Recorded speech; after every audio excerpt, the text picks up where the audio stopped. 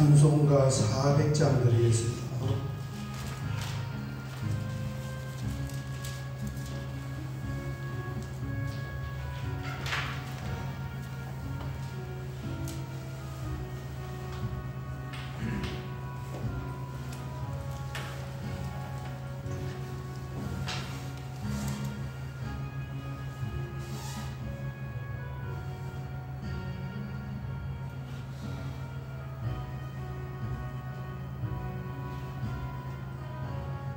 찬송가 400장입니다.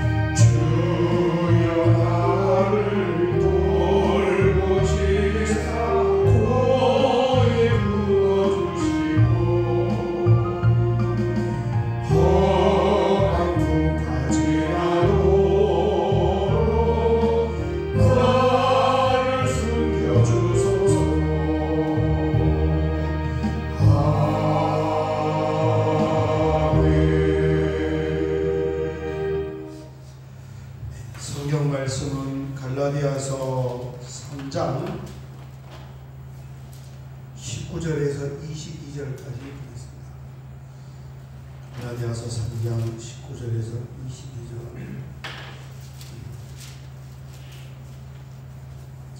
같이 봉독하겠습니다. 그런즉 율법은 무엇이냐? 범법함으로 나여진 것이라. 천사들을 통하여 한 중보자의 손으로 베푸신 것인데 약속하신 자손이 오시기까지 있을 것이라. 그 중보자는 한편만 위한 자가 아니라 하나님은 한 분이시니라. 그러면 율법이 하나님의 약속들과 반대되는 것이냐? 결코 그럴 수 없느니라. 만일 능히 살게 하는 율법을 주셨다면 의가 반드시 율법으로 말미암았으리라. 그러나 성경이 모든 것을 죄 아래에 가두었으니 이는 예수 그리스도를 믿음으로 말미암는 약속을 믿는 자들에게 주려 함이라. 아멘. 아멘. 새로운 한 주가 또 시작이 되었고 입춘이라는 이 봄의 글자가 이제 등장을 했습니다. 날씨는 점점 포근해질 것이고 이번 한 주간도 하나님의 풍성한 은혜가 우리에 함께 하실 줄 믿습니다. 요즘도 코로나가 있나 봐요. 있어요? 많아요. 근데 마스크 안 쓰고 뭐 해도 아무 이상이 없잖아요. 코로나 걸려가지고 가족들도 예배 모두 새벽 예배 모두 그렇습니다. 19절에서 22절 말씀을 보고 있는데 율법과 복음과 믿음과 약속에 관해서 바울 사도가 두 가지를 스스로 반문을 하면서 스스로 해답을 주는 그런 형식으로 기록을 했습니다. 19절 보면 그런즉 율법은 무엇이냐? 이건 이제 율법주의자들 반대하는 사람들의 질문을 혼자 한 거예요. 그러면 율법이 도대체 뭔 소용이냐? 아무 소용없는 거 아니냐? 이렇게 질문을 했을 때 거기에 대한 해답입니다. 범법함으로 더해진 것이라. 이게 율법의 목적이에요.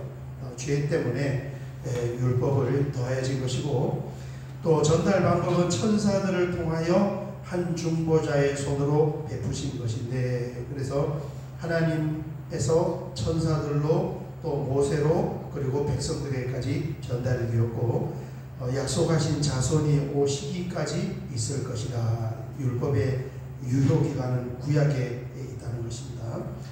20절입니다. 그 중보자는 한 편만 위한 자가 아니나 하나님은 한 분이시니라.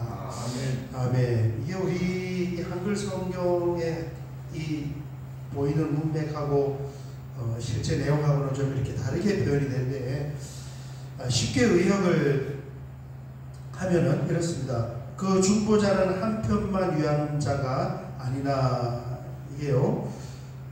율법은 중보자들을 통하여서 백성들에게 주어졌지만 하나님이 율법을 주셨을 때 직접 이렇게 백성들에게 전달된 것이 아니고 중간에 매개체를 이렇게 겪었다는 거예요. 천사를 통하여 그 윗절을 보면은 모세를 통하여 이렇게 중보자가 필요했는데 하나님은 한 분이시니라. 이것은 유일하신 하나님을 말하는 것이 아니고 하나님은 직접적으로 이 약속, 하나님의 언약과 복음에 대한 약속은 중보자를 거치지 않고 그대로 직접 아브라함에게 전달이 되었다. 한글하고 내용하고 좀 많이 다른 것 같아요, 표현이. 그런데 쉬운 번역을 보면은 현대인의 성경을 보면 제가 지금 말씀드린 것처럼 의역을 잘 해놓았다. 그 의미예요. 그 의미인데 우리 성경은 좀 이렇게 의미가 전혀 다르게 보이는 것처럼 기록이 되었습니다. 어쨌든 이 율법은 중보자의 손길을 거쳤고 언약과 복음은 직접 하나님께서 전달을 했습니다. 이런 의미입니다. 21절 보겠습니다. 두 번째 질문이 나오는데 이것은 이제 우리 편에서 바울 편에서 이제 던진 질문이에요. 19절은 반대편에서 스스로 던져본 질문이라면 21절은 그러면 율법이 하나님의 약속들과 반대되는 것입니까? 이건데 해답도 있죠. 결코 그럴 수 없느니라. 그렇지 않다는 거예요. 만일 능히 살게 하는 율법을 주셨더라면 율법을 통해서 구원을 받을 수 있다면 의가 반드시 율법으로 말미암아 쓰리라. 율법을 통하여 어떤 해답이 있고 율법을 통하여 해법이 있다면 다른 게 필요고 뭐가 필요가 없어져요? 십자가의 복음이 필요가 없어져 버리는 거죠.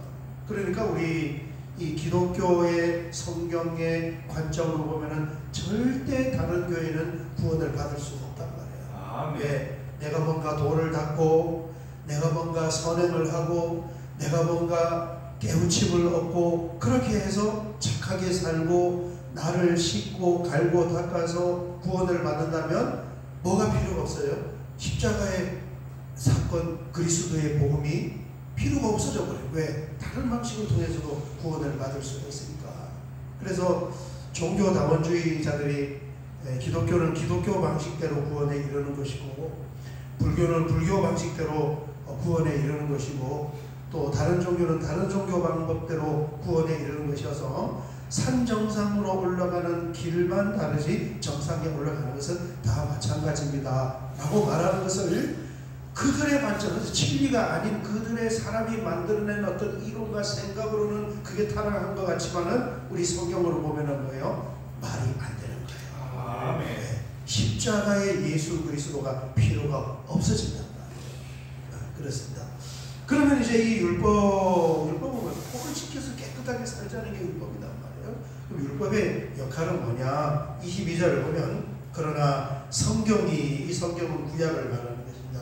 율법이에요. 성경이 모든 것을 죄 아래 가두었으니, 이게 율법의 역할이에요. 법이 촘촘하게, 요즘도 마찬가지예요.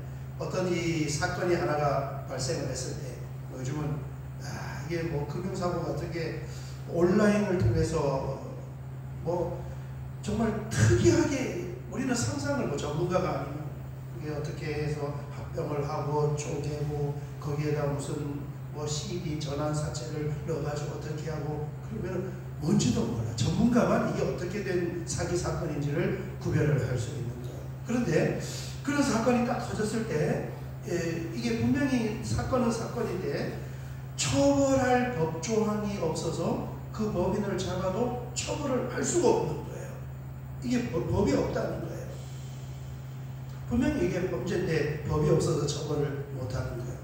여러분, 율법의 역할이 뭐냐면은 정말 그물과 같이 촘촘하게 짜여서 뭐 하는 거예요? 지구촌에 사는 모든 사람을 그 죄 안에다 다 가둬놔야 돼. 한 사람이 거기서 빠져나가면 안 돼. 그 그물에서 한 번도 빠져나가면 안 돼. 전부 다 죄 안에 율법을 갖다 딱 가둬놓고 뭐 하는 거예요? 예수님이 그렇잖아요. 와서 보니까, 야, 이게 그물이 좀 엉성하다. 이 겉으로 외식하는 사람들이 겉으로 지키는 것처럼 하면서 빠져나가는 거예요. 그래서 뭘 하나를 덧쳐놨습니까? 마음으로 범죄하는 것도 다 죄라고 해가지고 딱 가둬놓은 거예요. 못 빠져나가게 만드는 거예요. 실정법이 없어도 죄는 죄인 거예요. 그렇게 딱 가둬놓은 거예요. 이게 율법의 역할이에요. 그렇게 가둬놓고 하는 것이 뭡니까?